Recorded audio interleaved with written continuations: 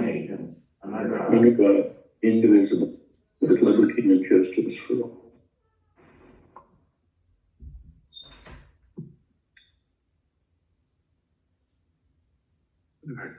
Okay. Can we get roll call? Thank you, Mr. Vice President. Division 6, Audrey Miller. Here. Division 5, Robert Paris. Here. Division 3, Jay Tremblay. Here. Division 2, Keith Dias. Here. Division 1, Drew Mercy. Here. Division 7, Gary Van Dam. Here. George Lynn is not present this evening. General Manager Knutson. Here. General Counsel James Markman. Here. And Holly Hughes present. Thank you, Holly. At this time, voluntary public roll call. Is there anybody? Debbie Dino, Palmdale Water District. Go ahead. Debbie Dino, Palmdale Water District. Thank you, Debbie. Welcome. Thank you.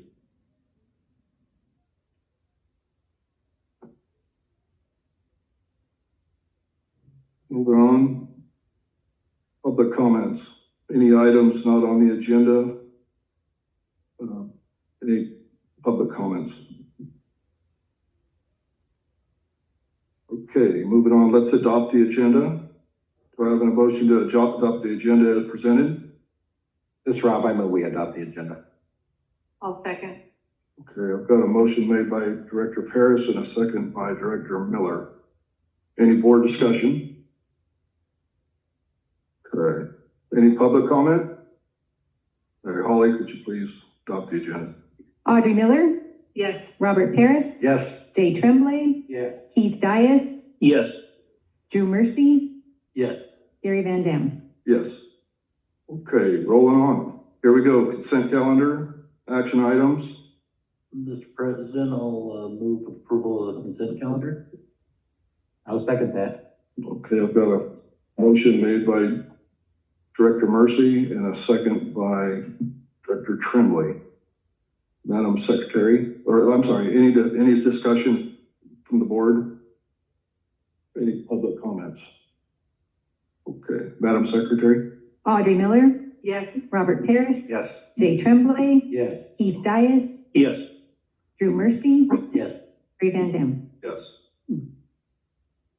Item number 8, items for consideration and possible action. A, Finance Committee, Chair Keith Dias. Yes, thank you, Mr. Vice President. The Finance Committee met last Thursday, and among the 3 items we discussed and recommend for full board approval tonight is item 8A1, check register list for the period of October 30th through November 12th, 2025. And our General Manager Knutson will review these with us. All right, thank you, Director Dias. Good evening, board. So beginning on page 11 is the check run for this period, covering October 30th through November 12th. You'll notice on the first page, we don't have any payments to DWR this period for either our fixed cost for the state water project or any variable cost. So if you move on to the next page, I'll just hit a couple of the highlights. Item 45 is a progress payment for Edie and Payne.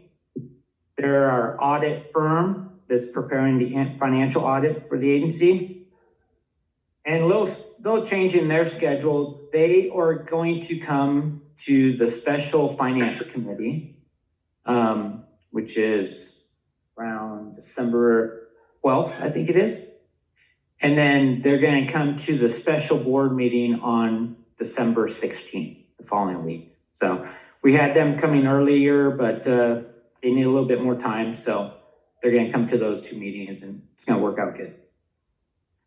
Going on to the next page, item 46 is our payment to HDL Corn and Cone. If you remember, Dave Shea is the gentleman that prepares our annual property tax analysis, and he recently presented to the board. So that's our payment to them. It's about $8,300.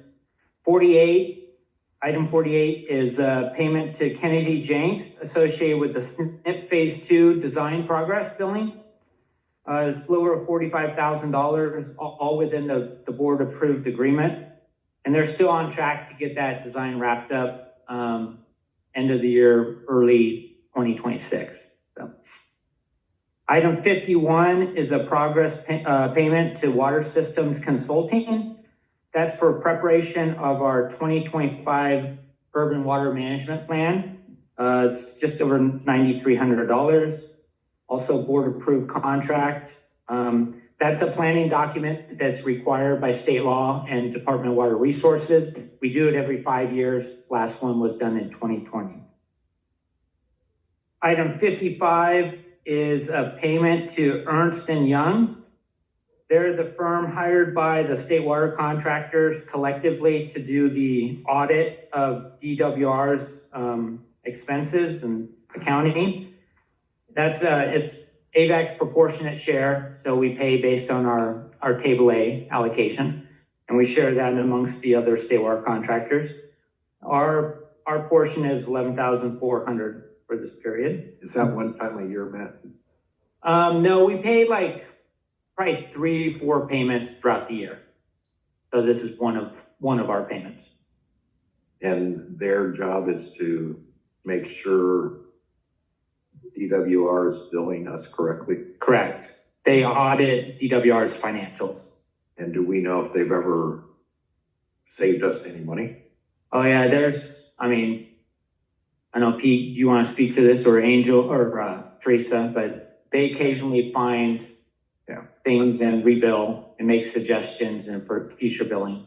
Yeah, so they do go through it, and there have been times where it has benefited AVEK, and they're currently auditing a package of financial disputes, and they're hoping to come to a resolution with that in 2026. Do they help negotiate those then on those type of things? They don't negotiate, but they provide the state water contractors with all the findings along the way.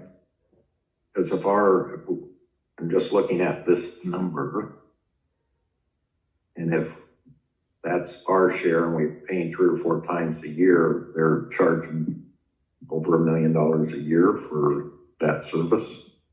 For all the individual state water contractors, yeah. And you feel that it's a expense that is worthwhile for us, or is it necessary, or have we always done it, or? Well, that's a good question. I think based on the findings that they've had over the last 15 years that they've teed up to be resolved in 2026, it's been worth the investment. But hopefully the hope is that starting in 2027, DWR will have better financial practices in place, and that those audits won't be so necessary or as in depth going forward. So my hope would be that we would not have to pay nearly as much post 2027. Teresa, do you know anything about it? I think it is necessary. They also do some analysis, when there are like disputes going on, they attend all the audit finance meetings between state water contractors and DWR and do analysis and make sure that, DWR is following reporting things. I think it. Great, thank you very much, yeah. Yeah. Thank you. Yep, thanks you guys. And then let's see. Jumping ahead a couple pages, go to page 15 and 16. These are the check runs associated with High Desert Water Bank. All these expenses are reimbursed by Metropolitan Water District. You'll see on page 15, 2 progress payments for a consulting team, one to the Kennedy Jenks and the other to Stantec for design services. And that's all I have to report, unless you have any questions. Thank you, Matt. Yep, thank you. Director Dias, any more?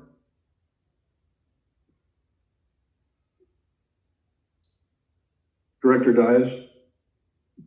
Did I get a motion then on 81? Yes, Sorry, go ahead, Director Dias. I'll make a motion that we approve Board Order 8A1. And Mr. Vice President, I'll second that motion. Any discussion on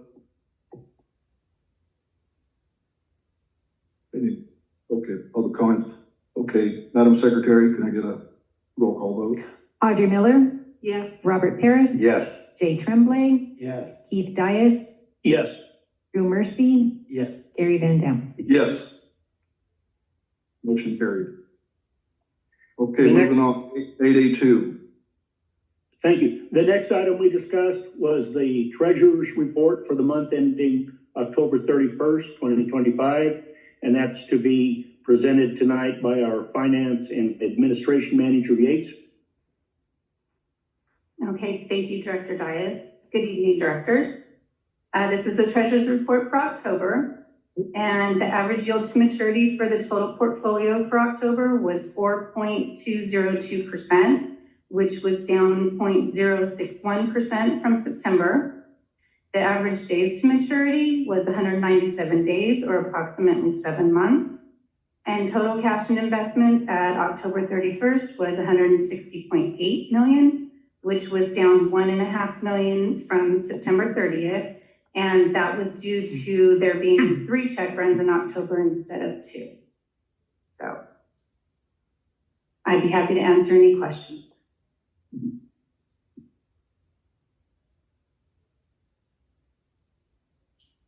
If no further questions, may I get a motion on 8A2, please?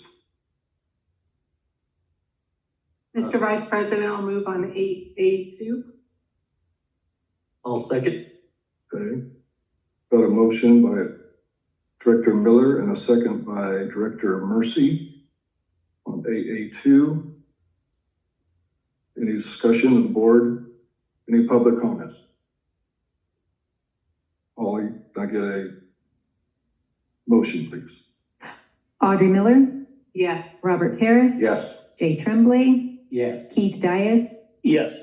Drew Mercy, Yes. Gary Van Dam. Yes. Thank you. Moving on, 8A3.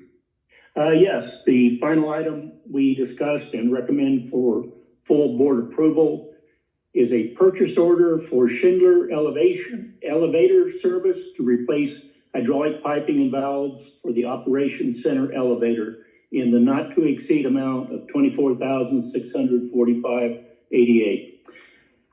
Our operations manager, Bozigian, will discuss this further. Thank you, Director Dias. Good evening. So this building was built in 2018, and elevator was part of the construction project. During construction, there was a burst water line. It filled the elevator pit at the time, and our engineer at the time, Virgil Clary, you probably remember Virgil, he was kind of managing this project, and he was after the contractor to pump this water out because there's going to be some damage if you don't. And it took them about a month to get it pumped out. They did get it pumped out, dried out, and every year we have a OSHA required inspection on the elevator. And this year that they found a lot of corrosion in the hydraulic piping. You see from these slides, this is a main ram, and Holly, you can go to the next one. These are clamps here. Clamps, valve. The next one I think shows what's called the burst valve. Holly, if you want to go to the next one. Yeah, it's this guy right here. So if the hydraulic system failed, this burst valve would close and the elevator would just stop. It wouldn't plummet down all the way down. So what they're saying, Schindler Elevator Service installed this and built it, and they're the ones that we want to fix it. All this piping has to be replaced along with the valves. Otherwise, we will not pass the next OSHA inspection. So we kind of really don't have a choice here. The price is going to be, as Keith said, $24,645.88. So we would just recommend that we get this repaired so that we won't have any problems in the future. You have to answer any questions.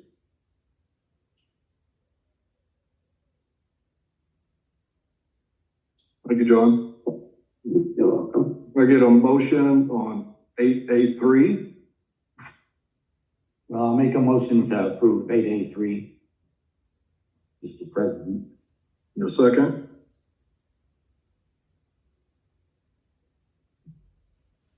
Director Miller will second. Okay. Thank you. Director Tremblay made a motion and a second by Director Miller. Any public comment?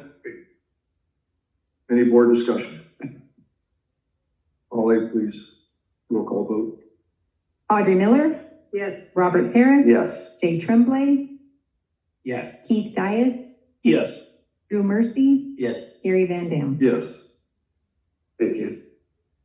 Thanks, John. Thank you, John. Thank you, Keith. Thank you. That concludes the Finance Committee report tonight. Okay, moving on. Water Projects Committee Chair Audrey Miller. Yes, the Water Projects Committee met on October the 29th, and we have, General Manager Knutson going to bring up what we need to do with this service agreement with Hydros. All right. Thank you, Director Miller. So the real brains are on vacation this evening, both Jill Roberts and Justin Lipsey. They're the ones that presented this item at the Finance, or at the Water Projects Committee, so I'm filling in tonight. We also have a couple of representatives from Hydrostore on the phone this evening, so if any questions come up, they can chime in. But what we're discussing tonight is approval of the water service agreement between AVEK and Hydrostore for what's known as the Willow Rock Energy Storage Center project. So on the screen, or first on page 43, there's a staff report, and attached to that staff report is the agreement we're considering tonight. So on the screen, you can see a map, shows location of the Willow Rock project site right in the middle where the blue box is. And then we've identified where the AVEK Roseman water treatment plant is, as well as the Mojave Tank Farms to the north. So you can see it's situated between the communities of Roseman and Mojave, along Highway 14 and also along Sierra Highway. So there's a couple slides we stole from Hydrostore. If you remember, they did previously present to the committee and also the full board on the concept of the project. Goes back some time. They were actually earlier on looking at a different location in Roseman, but that site got abandoned and now they're focused on this site here between Mojave and Roseman. So that's a kind of a rendering of how the project would operate. It's a 500 megawatt project with 8 hours of storage capacity, so up to 4,000 megawatt hours. They are targeting going to the California Energy Commission and having approval by the end of this year. And the part of that approval requires a water service agreement with the water provider. So that's why we're here this evening. Their target commercial operation date is the third quarter of 2030, if everything goes well. It's about a 90-acre parcel site based on location we looked at earlier. And their projected water needs are pretty high initially for construction and then filling that reservoir that you see there in the rendering. So they estimate up to about 1,500 acre feet for construction and filling the reservoir. Once the project's operational, their water demand goes way down to about 10 acre feet per year. So pretty low water needs once it becomes operational. This is another rendering that they provided. You can see in relation to Sierra Highway, the blue line is AVEK's existing 36-inch pipeline, what we call the central feeder. And you can also see the red line with the box there. That's the new pipeline and turnout that will service water from our existing system to this new project site. So they are tapping into an existing T that exist at that location along the 36-inch pipeline, so they won't have to tap our existing pipeline. They'll just tie into an existing T. They'll run an 8-inch lateral, that red line, over to their new turnout or metering vault.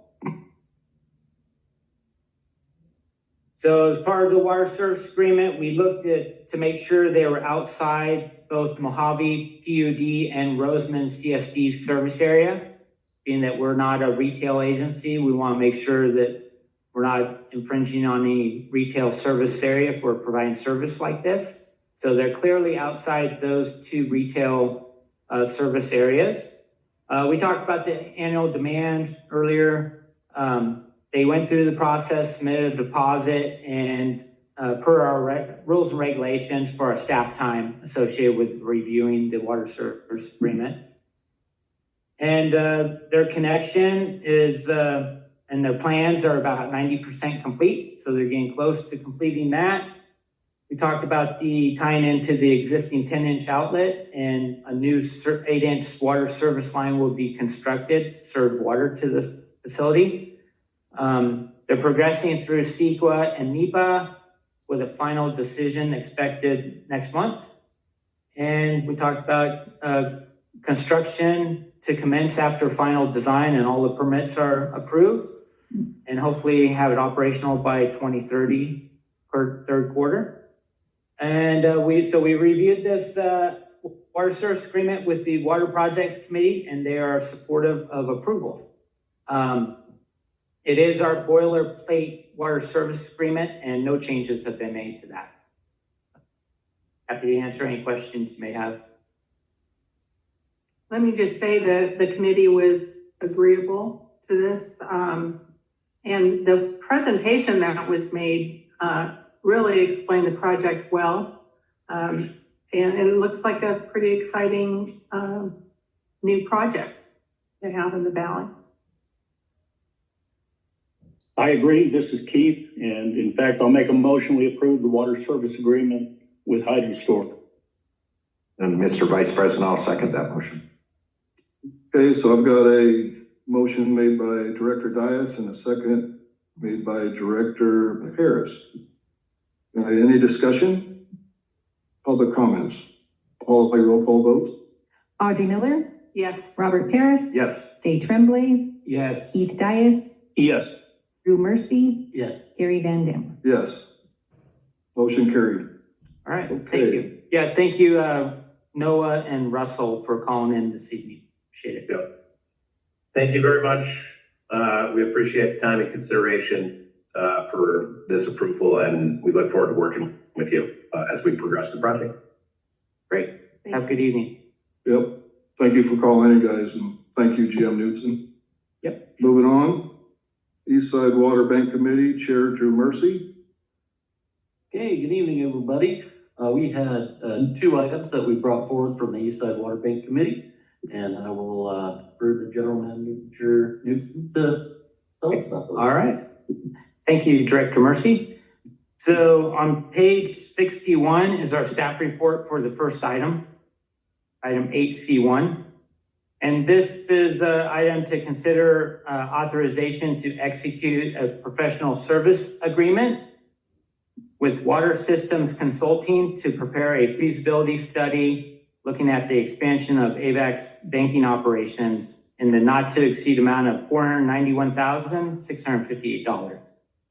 So it's pretty exciting. If you remember a couple months back, the board approved an MOU with San Antonio Pass Water Agency, one of our fellow state water contractors that serves the Beaumont Cherry Valley area in Riverside County. So they're very interested in banking with AVEK to store their state water project supplies in wet years and call on that water in dry years. So after we entered into the MOU with San Antonio, at their request, they thought it'd be wise before they make a large investment to go through and prepare a feasibility study. So on the screen there, you can see kind of 7 tasks that the feasibility study is going to focus on. before we enter into the full-blown banking agreement and San Antonio starts spending real money on the project. So this feasibility study is going to perform a desktop evaluation of 2 potential water bank expansion study areas. I've got a map to show those in a minute. They're going to develop a groundwater model to assess recharge, storage potential, and evaluate any impacts on existing groundwater levels. And that model is key to looking at the feasibility of groundwater banking, and also once we get before the Antelope Valley Water Master for a storage agreement, we're going to need that model to support our recommendations. Going to look at capacities of existing infrastructure and what we think we can recharge, store, and recover on an annual basis. Develop a conceptual design and a high-level cost. And this is key for San Antonio, so they have magnitude scale of what kind of investment they'll be making before entering into the full-blown agreement. The feasibility study will also perform some preliminary CEQA review, looking at potential environmental impacts and mitigation measures, make sure there's no red flags before we get into this. Analyze and evaluate baseline water quality conditions. So look at the existing groundwater quality data, make sure there's no red flags there, and that once we recover the water in the future, it can be pumped back into the state water project without requiring any treatment. They'll also assist with identifying and evaluate various properties that would be suitable for this project. So that's a background on the feasibility study. We have the 2 study areas. This is the first one adjacent to the existing Eastside Water Bank that AVEK owns and operates. That's in that kind of hatched area in the middle. You can see our recharge basins, and then we also own that property to the east of that. So the area outlined in red is the area that this feasibility study is going to kind of focus on, including the groundwater modeling efforts. The purple line is the east branch of the California Aqueduct. You can see it kind of bisects all the property there. So this is one study area. The second one is going to look at property that we own near the Healy Ranch, or what's known as the Healy Ranch. It's just north of the aqueduct, adjacent to our west feeder that runs right through this property. What we've got outlined here is the property that we currently are going to hold on to. If you remember, we have we're working on an option agreement with a solar company to purchase the other remaining parcels. So one key theme during this RFP process for the feasibility, all the firms kind of noted that the depth to bedrock is not as great here at Healy as it is at Eastside. So there's a lot more depth to bedrock from the surface at Eastside, so that indicates that there's more room for recharge and storage than there is at Healy. But we're still going to go through looking at these 2 areas and doing the evaluation before we pick a site. We received 3 proposals. You can see each of the firms listed there. The fees range from $491,000 up to just under $750,000. All firms are well qualified. They had good teams of civil engineers, hydrogeologists, and groundwater modelers identified in their teams. San Antonio, we reviewed the proposals with them as well, and they've had good experience with all 3 firms and the teams. It kind of came down to, could all 3 firms do this work? And the answer was yes. So there was no real reason not to go with Water Systems Consulting. So if this is approved, we think the feasibility study will take about 6 to 7 months to complete, and we'll have it completed by July of 2026. And with that, the Eastside Water Bank Committee and staff recommends the board authorize an agreement with Water Systems Consulting for the feasibility study and not to exceed amount of $491,658. Be happy to answer any questions. Yeah, Couple questions. One question is, is it too early to talk about leave behind water? Yeah, Or so that we. Delta conveyance? Yeah, so if you remember when we were going through and negotiating the MOU with San Gregonio, we identified key terms associated with the future banking agreement. And what Vice President Van Dam is referring to is in those discussions, we talked about having a term in there where they not only leave 10% behind for the basin, as required by the water master, but maybe additional percentage for AVEK's use. So that's still a term that will be in the final agreement. We just we're not to that point yet. We want to do this feasibility study. But that's a good reminder from Vice President Van Dam that we need to be looking at those kind of terms in the future when we enter into these banking agreements. Mr. Vice President, I had a question. Could you go back to the map of the east side water? So why aren't we, and I know it has Joshua trees, and maybe that's the reason why, but why aren't we including the land to the east of our current water bank that we own? It is. So we're going to study the area outlined in red. I know, but I thought we owned the land right to the east of where. We do. That's that larger hatched area. That's 160 acres that we already own. So All that there. Okay. So if you look, can you see my cursor? So this area here is the existing east side water bank. Right. This area here is the property. Oh, is what we already own. Okay, Yeah. That was my mistake. Thank you. Yep. So the total acreage that we own out there is how many acres? We own 80 plus 160, so Okay. 240. Out of that 240, what could be developed? Well, the 160 acres is currently unimproved that AVEK owns. That's the property that is littered with Joshua trees. So we'd have to mitigate or pay fees associated with removing those Joshua trees. The other properties that you see included within the red dashed line, most of that has previously been farmed. So those properties do not have Joshua trees on them. So that's the benefit of looking at those parcels, is they've previously been farmed and disturbed as compared to the property that AVEK owns. Right.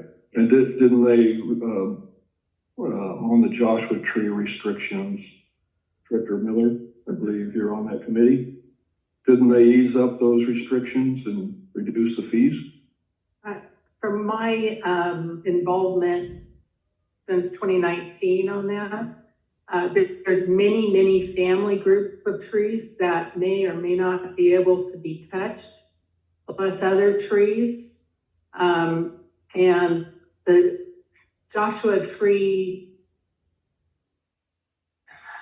how would we put that? They keep changing. All the parameters keep changing for permits and mitigation.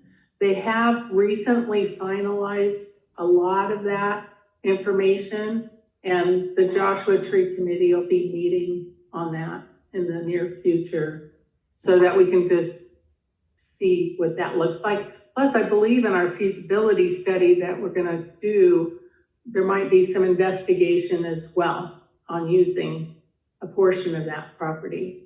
Okay. There is a creek that goes through it, even though it's a dry bed. So yeah, it just, with dry farmland, less you have to worry about. Plus, I think there's a well to our west.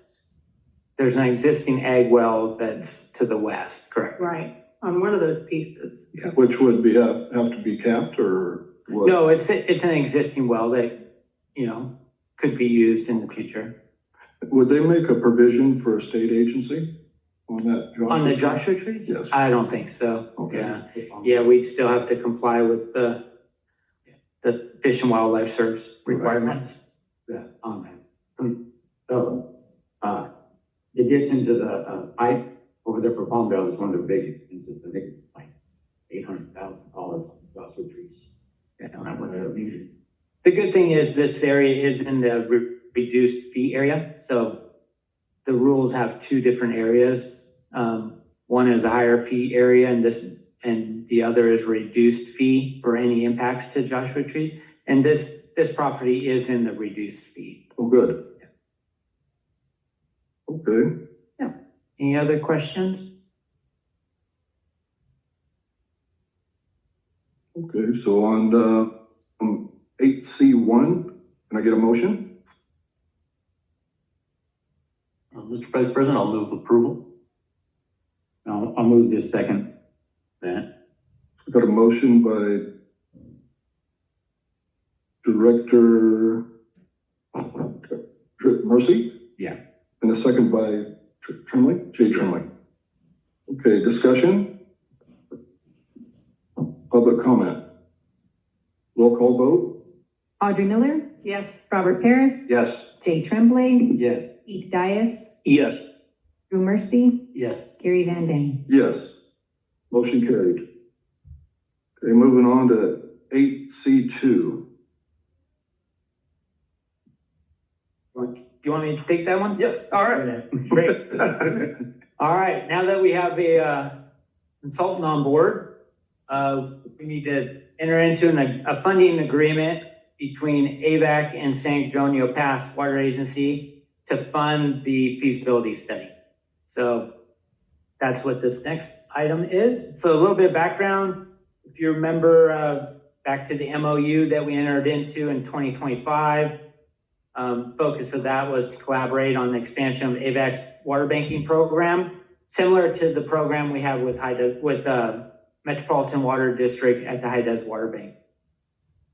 We mentioned some of the things that we're going to tweak and change. Director Van Dam mentioned those.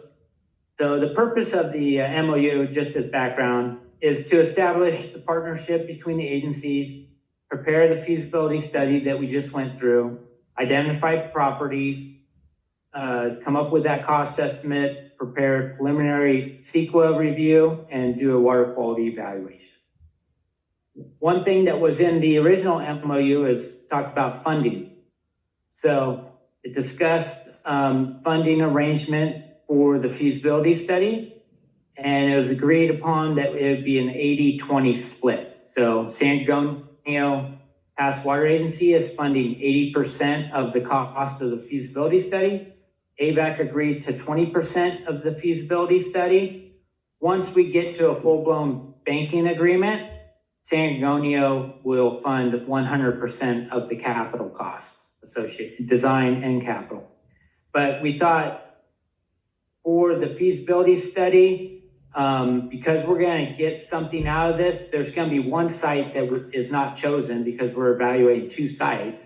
AVEK is going to get some good information out of this report. So that was the justification for funding 20% of the cost. When we get to acquiring any property, San Antonio will fund 100% of that property cost. And the MOU is good for a two-year period unless terminated earlier by either party or upon execution of a formal banking agreement. And we hope to be to that point, over the next year. So the funding agreement lays out an initial deposit, use of funds, and cost overruns, and the return of surplus funds back to San Antonio. So we talked about this upon execution, they'll deposit 80% of the $500,000 feasibility study with AVEK. We'll use those funds to pay the consultant. AVEK will fund the other 20%. And then in the event that the consultant's costs go over 10% of the original estimate, we'd have to bring that back to both agencies' boards for approval. But San Antonio is approving up to a 10% contingency on cost. And then upon completion of the feasibility study, if we're holding on to any funds, those funds would be returned to San Antonio. With that, the committee and staff both recommend that the board authorize execution of the funding agreement with San Antonio Pass Water Agency for a feasibility study and on potential expansion of AVEK's water banking operation within the Antelope Valley. Any questions? No? Thank you, Jim Newton. Yep. Could I get a motion on 8C2? Mr. Vice President, I so move. And a second? I'll second it. Director Miller, Director Tremblay. Discussion? Any public comment? Holly, roll call vote, please. Audrey Miller, Yes. Robert Paris. Yes. Jay Tremblay, Yes. Keith Dias, Yes. Drew Mercy, Yes. Gary Van Dam. Yes. Motion carried. All right, thank you. Number 9, General Manager Report. General Manager. Yeah, we got a couple of things. Peter's gonna take the first few slides. All right. Thank you, Matt. Good evening, Vice President and Board. Some good news for you. We're off to a really good start to the water year. So precipitation for the Northern Sierras is above average. So that feeds Oroville. And then the precipitation in San Joaquin watershed feeding San Joaquin River has been really good as well. And that's important because that impacts where we pump water from the Delta. That nice big blue bar in November for San Joaquin, that helped push out that slug of salinity that was holding fast in the Delta and slowing the pumps down. So things have improved, and we're starting to pump more water into San Luis, and it's starting to look like we're off to a good start to the water year. All right, next slide. All right, so this is our San Luis Reservoir graph. And you can see on the very end of it, instead of declining like it has been over the last 2 months, it started to increase. It's increasing for both the State Water Project and for the Central Valley Project. So currently, State Water Project has about 800,000 acre feet of water in their little over 1 million acre foot share of the San Luis Reservoir. So we're about 200,000 acre feet from our share being full.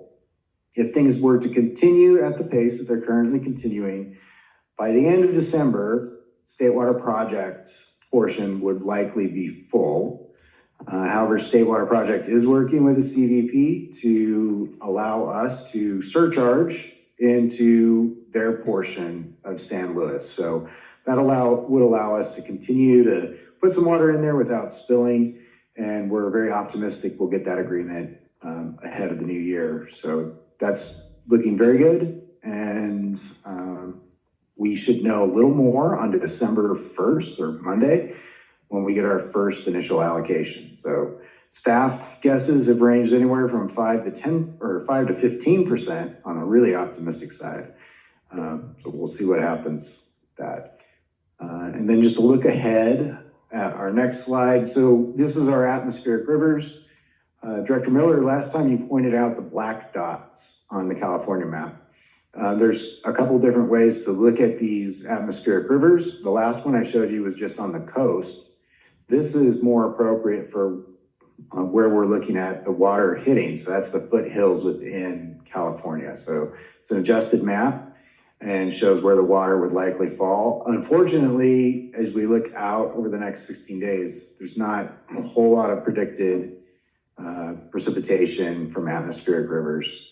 So might be a little drier, pumps might slow down a little bit, but we'll still probably end up above average by the end of the year for precipitation. So good outlook on that. I'm happy to answer any questions. I had a question. Is there any kind of snowpack yet? Are they measuring now?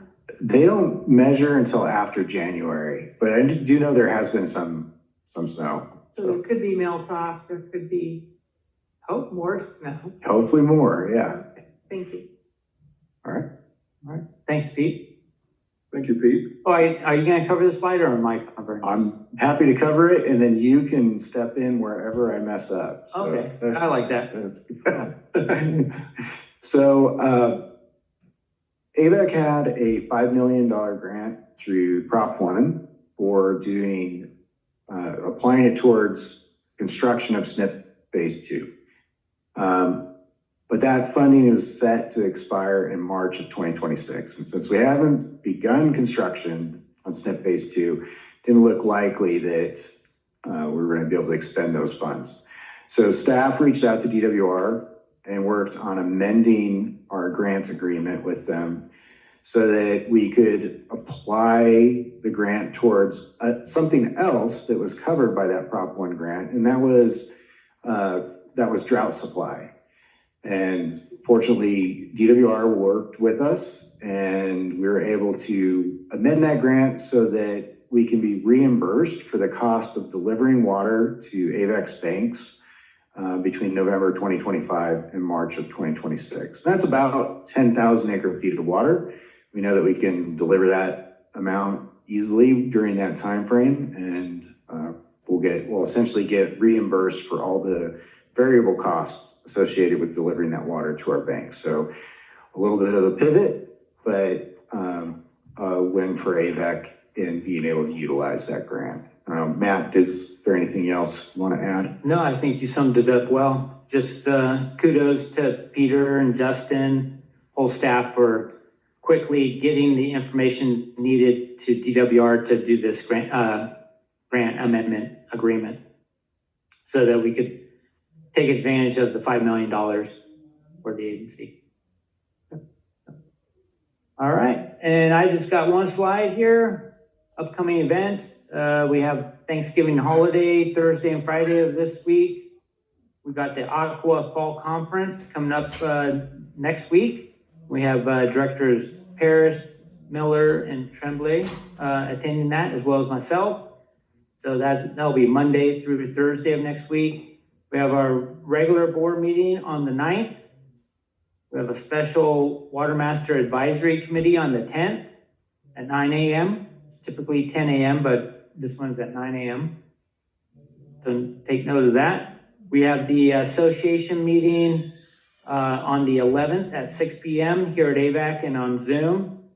Then we have an AVEK special board meeting on the 16th of December. That's where we'll hear the audit presentation, and we'll also be able to go through the Water Master agenda because there is a Water Master special meeting on the following day on the 17th at 10 a.m. So that's a short-term look as to what we've got coming up.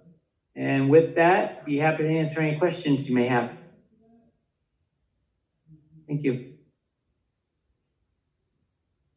Okay, here we go. We're moving on. Item number 10, director's report. Any director's reports? Attorney's report, item number 11. Jim? Jim, it looks like you're on mute. Go ahead, Jim.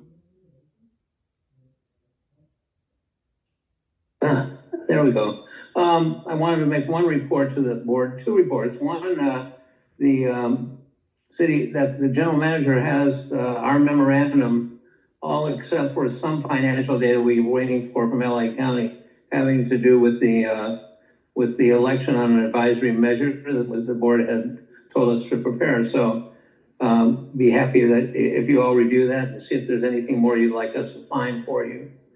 And secondly, you probably all have heard of this massive modification of the Brown Act. Some pretty interesting new things, some more of the same, lots of things about remote attendance at meetings. And that is, we have sent over to you through the general manager an advice letter that covers all of that. And I think it would be appropriate to have a presentation at a board meeting coming up as soon as you wish to schedule it. And we can go over that in public so the public understands some of these new twists and turns of the Brown Act that are going to have to be adhered to as of January 1, 2026. So there's two things. All right. Thank you, Jim. Okay, moving on, item number 12, request for future agenda items. Very done. Item number 13, adjournment. That brings this meeting to a close. Can I get a motion for an adjournment? Mr. Vice President, I move we adjourn. Got a first by Director Paris, And I'll second that. the second by Jay Tremblay. I just have one comment, Mr. Vice President. Yes. Great job. You should come back because we're done in record time. Well, thank you. You know, when they leave a farmer in charge, you get it done pretty fast. Outstanding. Thank you guys for bearing with me. Can we get a motion? Audrey Miller, Yes. Robert Paris, Yes. Jay Tremblay, Yes. Keith Dias, Yes. Drew Mercy, Yes. Gary Van Dam. Yes. Motion carried. Okay, everybody, have a happy Thanksgiving. Everybody be safe. All right, thank you.